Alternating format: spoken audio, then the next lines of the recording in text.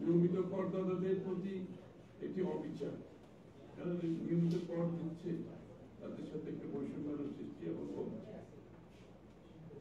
কর ব্যবস্থার প্রতি আস্থা করতে পারে। আয়কর হিসাবে কর হারের পরিবর্তন অধিকাংশ করদাতাদের উপর আরো অভিঘাত ফেলবে।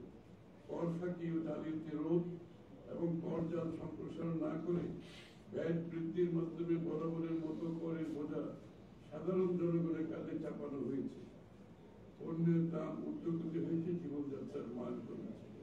ভ্যাট হচ্ছে সাধারণ মানুষের লক্ষ্য, এটা যত বাড়াবে সাধারণ মানুষের জীবনযাত্রার মানের মতো বেশি চাপ কমবে। অপ্রয়োজনীয় দুর্নীতিগ্রস্ত ও অদক্ষ উন্নয়ন প্রকল্পগুলো বন্ধ বা সংস্কারের সুস্পষ্ট দিক নির্দেশনা নেই। এই প্রকল্পগুলো আপনারা জানেন দুর্নীতিগ্রস্ত, এগুলো কিভাবে বন্ধ করবে, এগুলো কিভাবে পরিবর্তন করে নির্ভী করবে, এখানে কোনো দিক নির্দেশনা আমরা পাইনি। এসব প্রকল্পের অর্থনৈতিক ফলাফল পর্যালোচনা করা জরুরি। প্রয়োজনে রিভিউ এবং রিনেগোশিয়েট করা যেতে পারে, এতে ব্যয় কমিয়ে জনকল্যাণে বরাদ্দ বাড়ানো সম্ভব।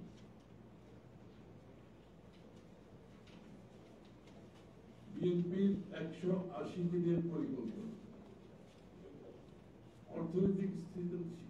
অর্থনৈতিক স্থিতিশীলতা ফিরিয়ে আনা, মানুষের আস্থা অর্জন, ভবিষ্যতের জন্য দৃঢ় ভিত্তি করতে প্রয়োজন স্বচ্ছ অংশগ্রহণমূলক উদ্ভাবনী অর্থনৈতিক পরিকল্পনা।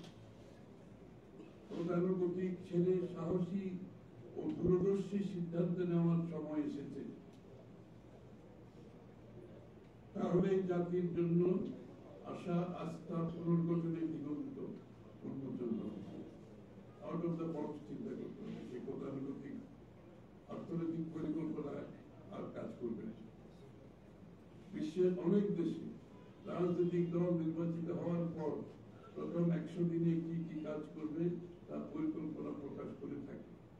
জনগণের ক্ষমতায়নের দল হিসেবে বিএনপি বাংলাদেশে এমন একটি বাস্তবসম্মত সংস্কৃতি প্রবর্তন করতে চায়। জনগণের ভোটে নির্বাচিত হয়ে সরকার গঠনের পর প্রথম 180 দিনের মধ্যে আমাদের লক্ষ্য ও পরিকল্পনা নির্বাচনের নির্ধারণ করা হবে। এই 6 মাসের পরিকল্পনার ভিত্তিতে একটি অ্যাকশন ওরিয়েন্টেড রোড ম্যাপ প্রণয়ন করা হবে। বিভিন্ন সেক্টরে বিএনপি কি কি পদক্ষেপ গ্রহণ করবে আমরা সেগুলো স্পষ্টভাবে তুলে ধরব। এখানে সারসংক্ষেপ দিচ্ছি। আমরা একটা বিস্তারিত এটা পাবলিকেশন আসছে, এটা পরবর্তীতে শেয়ার করবো। ওখান থেকে সারসংক্ষেপ গুলো আমরা দিচ্ছি, ঈদের পরে সেটা আমরা করতে পারবো। প্রাথমিক স্কুলের শিক্ষকদের অর্থনৈতিক সুবিধা ও সামাজিক মর্যাদা বৃদ্ধি করা, এটা শিক্ষা ব্যবস্থার আওতায়। প্রাথমিক স্কুলের শিক্ষকদের অর্থনৈতিক সুবিধা ও সামাজিক মর্যাদা বৃদ্ধি করা, তাদের বিশেষ প্রশিক্ষণ কর্মসূচির আওতায় আনা হবে। দেশের ও প্রবাসী শিক্ষাবিদ, পেশাজীবী ও বিশেষজ্ঞদের সমন্বয়ে বিশেষজ্ঞ কমিটি গঠন করা হবে। মূল লক্ষ্য হবে প্রাথমিক পর্যায় থেকে বহু ভাষা, ক্রীড়া, কৃষ্টি এবং ব্যক্তিগত ও পেশাগত উন্নয়ন সহ বাস্তবায়ন বিষয়সমূহ শিক্ষাক্রমে অন্তর্ভুক্ত করা হবে। এই বিষয়গুলো একেবারে প্রাইমারি লেভেল থেকে আমরা শিক্ষাগুলো আমাদের শিক্ষার অন্তর্গত হবে। সরকারি ব্যবস্থাপনায় plumbing, electrician, mechanics, dental hygienist, medical technician ইত্যাদি স্বল্পমেয়াদী ট্রেড কোর্স চালু করা হবে। সবাই তো আর স্কুল, কলেজ, ইউনিভার্সিটিতে যাওয়ার দরকার নেই। মানুষের বিভিন্ন ভোকেশন থাকা দরকার। এটাকে মাথায় রেখে আমরা এই বিষয়গুলো চালু করব। যারা হায়ার স্টাডিতে যেতে চায় না, তারা এর মাধ্যমে তাদের জীবনে, তাদের পেশায় যেতে পারবে এবং সাধারণ জীবনের সাথে তাদের সুসম্পর্ক থাকবে। শিক্ষা ব্যবস্থাকে বাস্তবমুখী করতে অ্যাপ্রেন্টিসশিপ, ইন্টার্নশিপ এবং ইন্ডাস্ট্রি একাডেমিয়া সহযোগিতা বৃদ্ধির জন্য কার্যকর পদক্ষেপ গ্রহণ করা হবে। প্রাথমিকভাবে বিভাগীয় শহরগুলোতে অবস্থিত বিশ্ববিদ্যালয়গুলোর সঙ্গে স্থানীয় ব্যবসা বাণিজ্য প্রতিষ্ঠানে সম্পর্ক স্থাপন করে এই কার্যক্রম শুরু হবে। ফলে শিক্ষার্থীগণ হাতে কলমে শিক্ষা লাভ করবে এবং কর্মজীবনে ব্যাপক হারে প্রবেশের সুযোগ সৃষ্টি হবে। অর্থাৎ ইন্ডাস্ট্রির সাথে শিক্ষা কার্যক্রমের একটা সংযোগ সৃষ্টি হবে, যাতে করে শিক্ষার্থীরা তাদের পরবর্তীতে যারা চাকরি বাকরির জন্য যাতে সহজ হয়ে যায় বিষয়টা।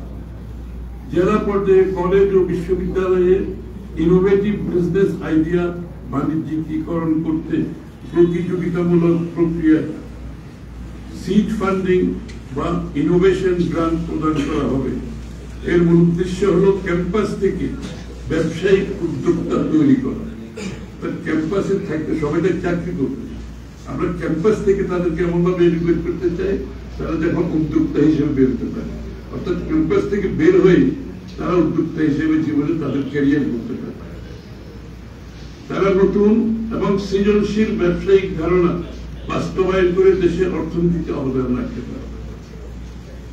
চাকরির সাথে সাথে আমাদের উদ্যোক্তা সৃষ্টি করতে হবে, সবাই তার চাকরি করার সুযোগ নেই।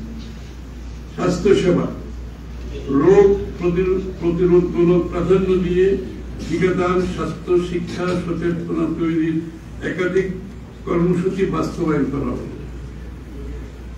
স্বাস্থ্যকর জীবনযাপন, স্যানিটেশন এবং পুষ্টির উপর জনগণের মধ্যে ব্যাপক সচেতনতা সৃষ্টি করা হবে। চিকিৎসক স্বাস্থ্যকর্মীদের জন্য স্পেশালাইজড ট্রেনিং স্কিম শুরু করা হবে। তারা রোগের দ্রুত শনাক্তকরণ ও প্রতিরোধে দক্ষ হয়ে উঠবে। এটা হচ্ছে প্রাইমারি হেলথ কেয়ার, যেটা আমরা অসুস্থ প্রাইমারি হেলথ কেয়ারকে যদি আমরা ভালোভাবে অ্যাড্রেস করতে পারি তাহলে পরবর্তীতে স্বাস্থ্য ভালো থাকে। কারণ আমাদের প্রাইমারি হেলথ কেয়ার না থাকাতে স্বাস্থ্য ক্রমান্বয়ে খারাপের দিকে যায়। তো সুতরাং যদি প্রাইমারি হেলথ কেয়ারটা প্রপারলি দেওয়া যায় তাহলে কিন্তু পরবর্তীতে রোগ বাড়া এগুলো কমে যায় আস্তে আস্তে। চিকিৎসক নিরাপদ পানি সরবরাহের জন্য আধুনিক পরিশোধন ব্যবস্থা ও বৃষ্টির পানি সংগ্রহের জন্য পর্যায়ক্রমে দেশব্যাপী রিজার্ভার তৈরি করা হবে। জনগণ নিরাপদ পানি পাবে। পানিতে একটা বড় সমস্যা স্বাস্থ্যের জন্য। আমাদের বেশিরভাগ রোগ কিন্তু পানি থেকে আসে। এই জন্য আমাদের সঠিকভাবে পানিটা যাতে পাই, যে পানিটা নিরাপদ, তার ব্যবস্থা করা খুবই প্রয়োজন। নারীর ক্ষমতায়ন প্রায় প্রান্তিক 4 কোটি পরিবারের মধ্যে প্রাথমিক পর্যায়ে 50 লক্ষ দরিদ্র গ্রামীণ পরিবারের জন্য ফ্যামিলি কার্ড চালু করা হবে। প্রাথমিকভাবে এটা ক্রমান্বয়ে বাড়বে। তাদের প্রতি মাসে রাষ্ট্রীয়ভাবে আর্থিক সহায়তা অথবা প্রয়োজনীয় খাদ্য সহায়তা প্রদান করা হবে। এর মাধ্যমে নারীর অর্থনৈতিক ক্ষমতায়ন নিশ্চিত হবে এবং পরিবারগুলো ধীরে ধীরে স্বাবলম্বী হয়ে উঠবে। নারীদের নিরাপত্তায় সর্বোচ্চ গুরুত্ব দেওয়া হবে। বিচারিক প্রক্রিয়ায় ধর্ষক নিপীড়কদের দৃষ্টান্তমূলক শাস্তির ব্যবস্থা করা হবে।